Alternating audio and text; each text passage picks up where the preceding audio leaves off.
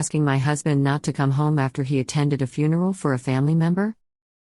We were supposed to attend my husband's grandfather's funeral together, but I ended getting very sick the night prior, so I stayed home the day of the funeral.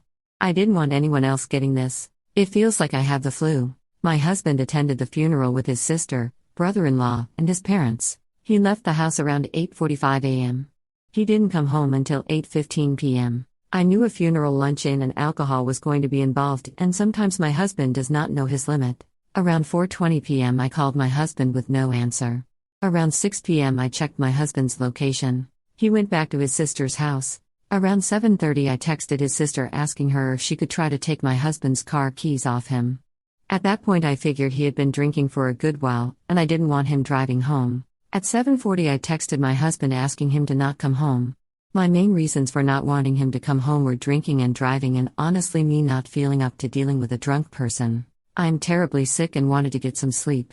My husband has a habit of getting clumsy drunk. He drops things, he trips, he falls, and he's loud. He also has a habit of rambling every idea that has been brewing in his head for the past week/month.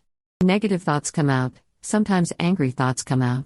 I really didn't have the energy to deal with it. We have a 3-year-old toddler that I still had to put to sleep before he got home. I was taking care of our toddler while dealing with this cold, and he didn't think to check in once. I got no response when I called and no response to my text.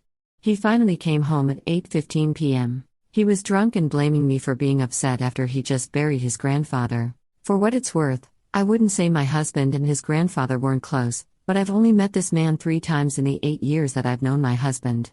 Our toddler has only met the man 1 time. I do feel for my husband and anyone who loses a family member. But losing a family member is not an excuse to ditch all responsibilities and drink excessively for an entire day. Unless that family member was extremely close and you don't expect to get in a car and drive home to a sick family after that day's worth of drinking.